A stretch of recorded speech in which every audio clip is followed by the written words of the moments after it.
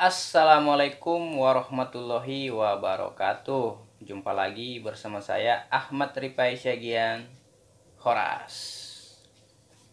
Apa kabar nih sahabat YouTuber dari Sabang sampai Merauke? Semoga dalam keadaan sehat selalu ya teman-teman, dimanapun teman-teman berada. Amin ya robbal alamin. Yang tentunya juga selalu semangat untuk berkarya membuat video-video terbarunya teman-teman ya, yang pastinya yang berguna dan bermanfaat teman-teman. Dalam dunia per YouTubean ini, misi dan visi setiap orang pasti berbeda-beda ya. Tapi menurut saya tujuan umumnya yaitu biar bisa untuk berpenghasilan ataupun bisa menukarkan dolarnya menjadi rupiah ya teman. Tentu untuk menggapai semua itu tidaklah mudah ya teman-teman, semudah membalikkan telapak tangan kita ya. Tentu untuk mendapatkan itu kita harus bisa berpartner dengan YouTube terlebih dahulu, ataupun channel YouTube kita itu dimonetisasi dulu ya teman-teman. Dan untuk menggapai itu semua kita perlu kesabaran yang ekstra ya teman-teman, dan terus berusaha sekuat ataupun semampu diri kita, dan tentunya terus semangat ya teman-teman walaupun badai menerpa. Karena untuk menggapai semua itu sangatlah susah ya teman-teman, apalagi seperti saya yang hanya orang biasa, tidak mempunyai keahlian, bukanlah artis gitu ya teman-teman. Jadi untuk mempromosikan channel itu rasanya sangat susah gitu ya teman-teman, biar cepat berkembang gitu ya teman-teman. Nah untuk itu setidaknya sedikit banyaknya kita harus mempelajari hal-hal yang mempermudah ataupun sebaliknya ya teman-teman, yaitu yang mempersulit kita untuk mencapai monetisasi ataupun biar bisa berpartner dengan YouTube, supaya apa yang telah kita lakukan tidak berakhir sia-sia ya teman-teman. Pada kesempatan kali ini saya akan membahas hal-hal yang mempersulit suatu channel YouTube itu untuk dimonetisasi. Bahkan channel itu tidak bisa dimonetisasi oleh pihak YouTube gara-gara beberapa hal ini teman-teman. Untuk itu simak video ini selengkapnya teman-teman setelah yang satu ini.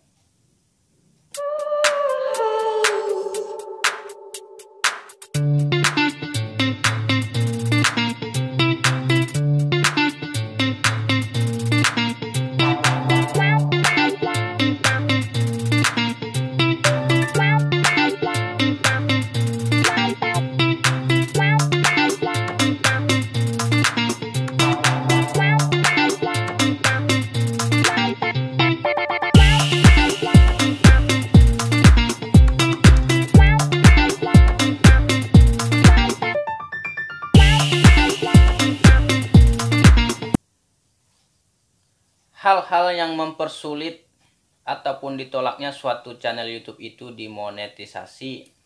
Yang pertama, belum memenuhi persyaratan monetisasi ya teman, yaitu belum memenuhi 1000 subscriber dan 4000 jam tayang.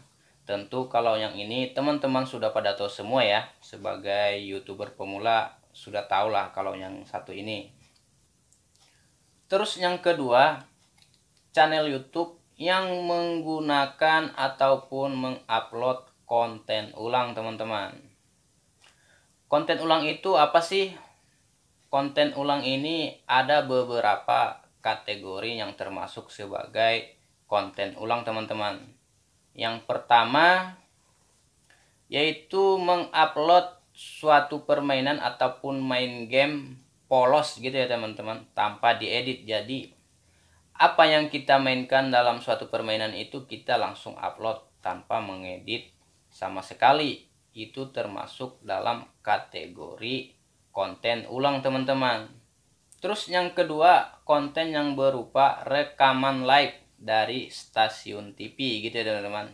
Jadi ada suatu acara dalam stasiun TV, kita merekamnya terus kita menguploadnya ke channel YouTube kita. Ini juga termasuk dalam kategori konten ulang teman-teman. Terus yang ketiga, konten yang kena copyright. Nah, jadi dalam suatu channel itu terdapat banyak video-video yang kena copyright daripada yang tidaknya. Ini juga termasuk dalam kategori konten ulang teman-teman. Terus yang keempat, konten video orang lain ataupun sering kita sebut dengan yang namanya reuploader. Nah, konten reuploader ini juga termasuk dalam kategori konten ulang teman-teman. Kalau kita reuploader punya orang lain tanpa menambahkan suatu nilai ataupun saran ataupun penjelasan dalam video yang kita reuploader tersebut, maka itu termasuk dalam kategori konten ulang teman-teman. Terus yang kelima, konten yang menggunakan royalti pre-musik. Biasanya kita menemukan ini di Google ya teman-teman, dan banyak juga di Google royalti pre-musik. Nah, kalau kita menggunakan ini juga termasuk dalam kategori konten ulang. Jadi kalau kita ketahuan memakai royalti pre-musik, dan ini akan ditinjau saat pengajuan monetisasi nanti. Terus yang keenam, konten yang mengandung ataupun menggunakan public domain potek, yaitu suatu karya seseorang yang sudah dihapus hak ciptanya tapi dia masuk dalam kategori public domain potek. Biasanya ini terjadi karena yang mempunyai hak cipta tersebut telah wafat beberapa tahun. Kalau di Indonesia biasanya karya ataupun hak cipta orang lain itu menjadi public domain potek biasanya setelah orang itu meninggal 50 tahun lebih. Jadi karya ataupun hak ciptanya dia itu menjadi ataupun masuk dalam kategori public domain potek. Nah, terus ini juga termasuk dalam konten ulang di YouTube teman-teman. Jadi kalau kita ketahuan menggunakan konten yang seperti ini, maka ini juga akan ditolak monetnya oleh pihak YouTube. Jadi kita harus hati-hati. Terus yang ketujuh, konten kompilasi ya teman-teman, yaitu konten yang mengambil cuplikan-cuplikan dari berbagai video dan menyatukannya terus kita menguploadnya. Ini juga termasuk dalam kategori konten ulang ya teman-teman. Cara ini hampir sama dengan cara reuploader, cuman ini kita mengambilnya dari berbagai cuplikan-cuplikan video gitu ya teman-teman. Misalnya kita cuma mengambil hal-hal menariknya saja terus kita menyatukannya gitu ya, terus kita menguploadnya. Ini juga termasuk dalam kategori konten ulang ya teman-teman, dan ini akan jadi masalah saat pengajuan monetisasi nanti. Nah, sebaiknya ini juga tidak dilakukan ya teman-teman.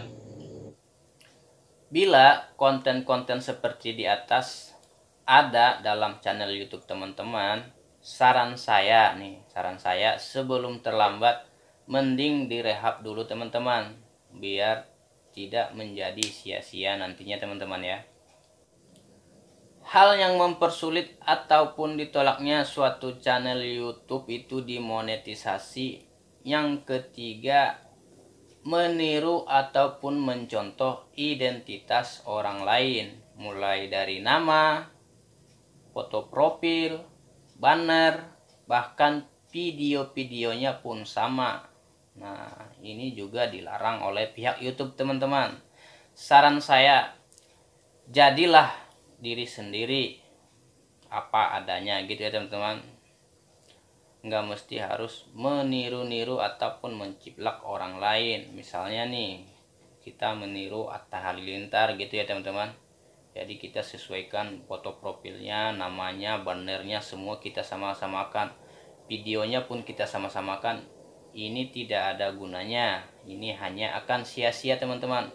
Karena ini akan langsung dihapus oleh pihak YouTube sendiri kalau ketahuan gitu ya teman-teman. Terus yang keempat, thumbnail yang menyesatkan ataupun mengelabui orang ya teman-teman. Jadi kita membuat suatu thumbnail yang keren ataupun dimana gitu ya, tapi tidak sesuai dengan isi video kita, maka saat pengajuan monetisasi nanti ini akan ditinjau oleh pihak YouTube. Dan kalau ketahuan, akan ditolak mentah-mentah monetisasinya dari pihak YouTube teman-teman. Jadi hati-hati dalam membuat thumbnail, jangan menyesatkan orang gitu ya teman-teman. Terus yang kelima, video spamming namanya teman-teman, yaitu konten ataupun video yang mirip ataupun hampir sama. Jadi kita membuat suatu konten mirip gitu teman-temannya. Jadi misalnya nih, kita membuat satu konten viral dan banyak yang menonton gitu ya. Terus pada hari berikutnya kita upload lagi dengan video yang sama dengan hanya mengedit sedikit gitu ya teman-teman, ataupun merubah judulnya. Nah, ini termasuk juga dilarang sama YouTube dan tidak boleh teman-teman ya. Jadi kalau teman-teman ada yang seperti itu, mendingan dihapus aja salah satunya. Jadi cukup satu video aja gitu ya teman-teman, jangan meniru-nirunya lagi. Hal yang mempersulit ataupun ditolaknya suatu channel YouTube itu untuk dimonetisasi, yang keenam, ada yang namanya count view spam, yaitu mengakal-akali biar channel kita itu mendapatkan subscriber ataupun viewer ataupun jam tayang. Istilah kerennya kita kenal sebagai sub for sub ya teman-teman. Walaupun terdapat kata-kata amanah di dalam sub for sub ini sangat tidak diperbolehkan oleh pihak YouTube teman-teman, dan ini bisa membuat suatu channel YouTube itu ditolak monetisasinya. Dan ini juga membuat saya grogi ya teman-teman.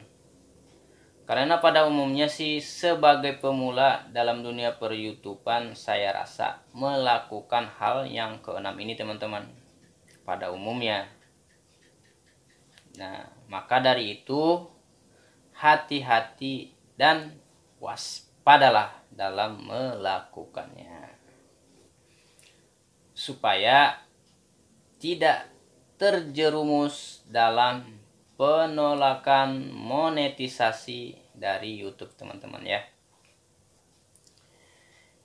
Itulah beberapa hal yang mempersulit bahkan ditolaknya suatu channel YouTube itu untuk dimonetisasi ya teman-teman.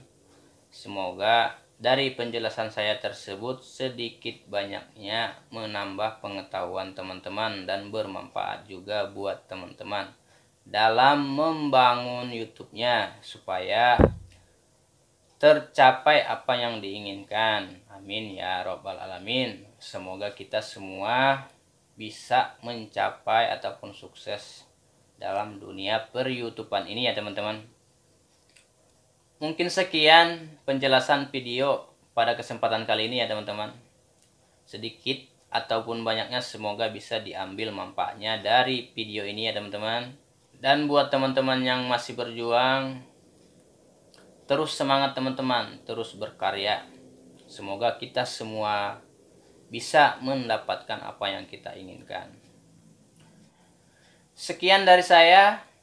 Assalamualaikum warahmatullahi wabarakatuh. Dadah.